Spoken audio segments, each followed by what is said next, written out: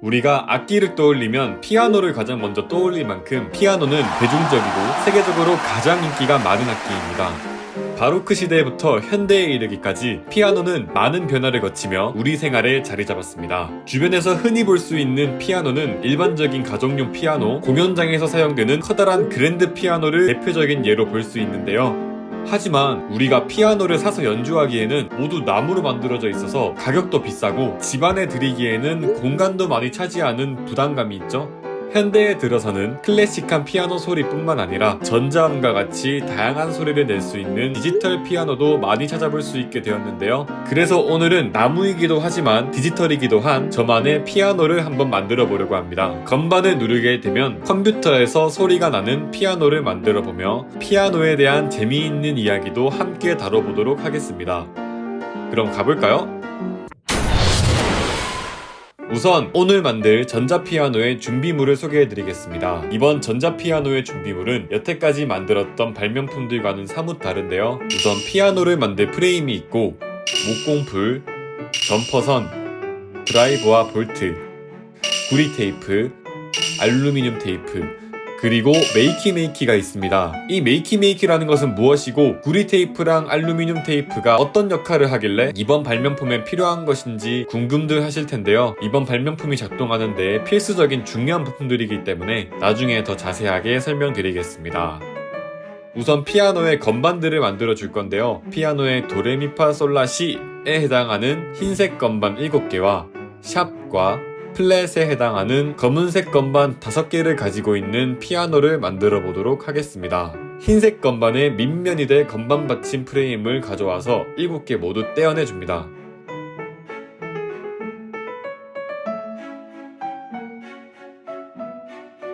그리고 건반의 모서리 부분에다가 구리 테이프를 붙여주겠습니다.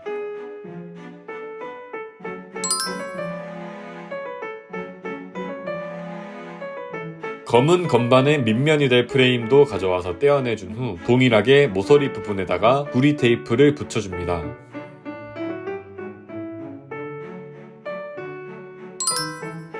그리고 실제 손가락으로 누르는 건반 프레임들을 아까 만들어둔 받침에다가 결합해줄 건데요. 흰 건반을 먼저 완성해줄 거기 때문에 긴 직사각형 프레임을 먼저 떼어내 가져옵니다. 구리 테이프를 붙여줬던 모서리 반대쪽에 이번엔 목공풀을 발라 건반을 끼워 완성해 줍시다.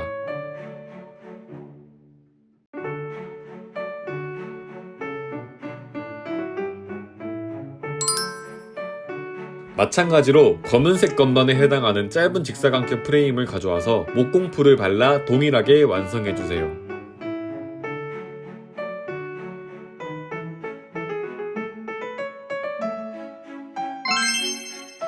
총 12개의 건반들을 하나로 묶어줄 고정막대를 만들어주고 도, 도샵, 레, 레샵, 미, 파 순으로 그림과 같이 순서에 맞게 고리를 통과하여 막대에 건반들을 끼워줍니다. 그리고 여태 조립한 이 모든 것들을 받쳐줄 수 있는 받침대를 이렇게 끼워주겠습니다. 피아노의 옆면을 완성해줄 프레임 2장을 판에서 떼어내줍니다. 그리고 십자 모양의 틈에 맞추어 오른쪽 면과 왼쪽 면을 완성해주세요.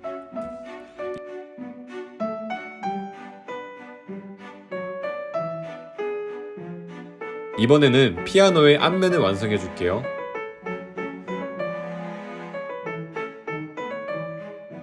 아직 일반적인 피아노에 비해서 건반이 올라와 있지 않은 상태인데요. 건반 받침 프레임을 가져와 피아노와 건반의 사이에 끼워서 고정해주고 분리되지 않도록 목공풀을 꼼꼼히 발라줍니다.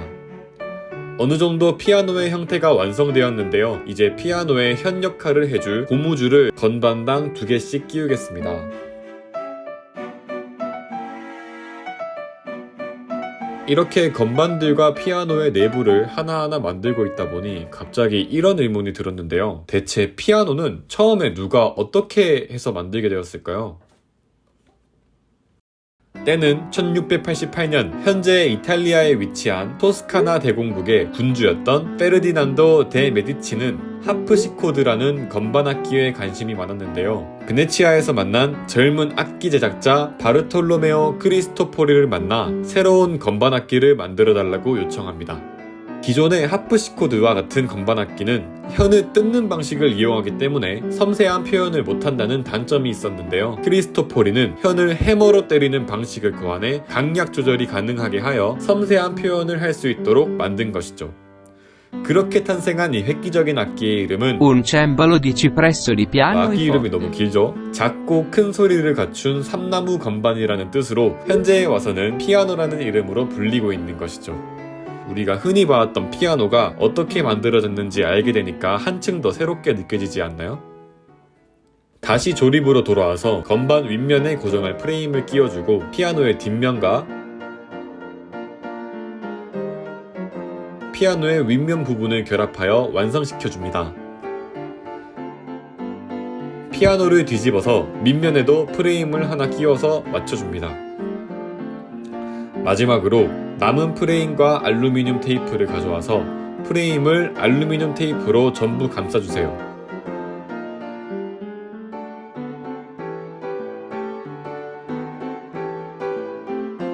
프레임의 중앙 홈 부분을 가위로 자르고 꾹꾹 눌러 영상과 같이 만들어줍니다. 아치 모양 구멍 위치에 맞게 알루미늄 테이프를 붙인 프레임을 끼워줍니다. 이렇게 하면 피아노의 외관은 다 완성되었는데요. 이제 아까 말씀드렸던 메이키를 부착해줄 차례입니다. 준비물이었던 볼트와 너트를 가져와서 그림이 있는 부분에 메이키를 놓고 십자 드라이버로 고정해주도록 할게요. 여기서 메이키는 무엇이냐? 메이키 보드는 일종의 마우스와 키보드 역할을 하는 하나의 입력 장치인데요. 메이키의 특정한 곳에 전기 신호가 들어오거나 손으로 만지게 되면은 그 신호가 해당하는 부분에 따라 클릭, 타자치기 등의 반응을 하게끔 동작한답니다. 그럼 그 전기 신호는 어디에서 올까요? 저희가 이때까지 붙여왔던 알루미늄 테이프, 구리 테이프가 서로 전도성을 지니고 있는데요. 고무나 유리, 나무와 같은 비전도성 물체들은 전기 신호를 이동시킬 수 없지만 구리와 알루미늄과 같은 전도성 물체들은 전기를 이동시키는 성질을 갖기 때문에 메이키에 신호를 줄 수 있는 거랍니다. 그래서 메이키를 알루미늄 테이프가 붙여져 있는 판에 연결한 후 저희가 손가락으로 건반을 이렇게 누르게 되면 처음에 붙여두었던 구리 테이프와 알루미늄 테이프 부분이 서로 닿게 되면서 전기 신호가 전달이 되고 그 전기 신호가 점퍼선에 따라 흘러 메이키로 전달이 되는 것이죠. 참고로 사람의 몸에도 바나나 같은 과일에도 미세한 전류가 흐르는데 이를 이용하여 이렇게 바나나 피아노를 만드는 경우도 있습니다. 이 메이키와 전도성에 대해서 이제 잘 아시겠죠? 이러한 원리로 메이키와 나무 피아노를 연결했으니 이제 전기 신호에 따라 피아노 소리가 나도록 코딩을 통해 소리를 넣어줄 차례입니다.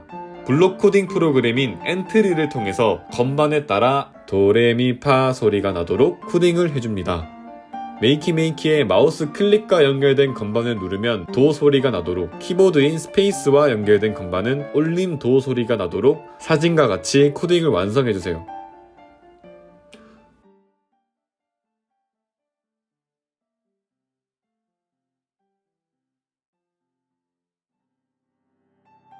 오늘은 이렇게 전자피아노를 만들어보며 피아노와 메이키에 대해 알아보았는데요. 다음 시간에도 새로운 발명품과 재미있는 이야기들로 다시 찾아오도록 하겠습니다. 그럼 여러분 다음에 또 봐요.